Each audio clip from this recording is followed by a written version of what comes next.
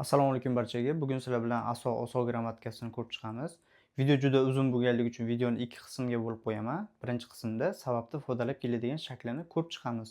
Avvalo qachon aso, qachon oso, qachon heso shakli kelinishini bilishimiz kerak. Uning uchun qo'shmoqchi bo'lgan so'zingizni oxirgi bo'g'inidagi unli a yoki bo'lmasa o bilan tugaydigan bo'lsa, aso shakli qo'shiladi.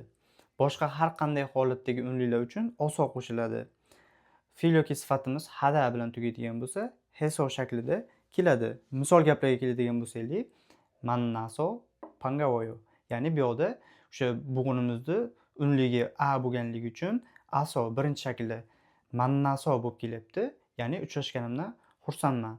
Ikkinchi misolimiz nijoso chesonyo. Ya'ni bu yoqda bo'g'inimiz unli ishtirok etganligi uchun ikkinchi shakli bo'lib kelyapti. Qolgan har qanday holatda unli harf bo'ladigan bo'lsa, oso, ya'ni nijoso chisonyo. Kechikkanligim uchun uzr so'rayman.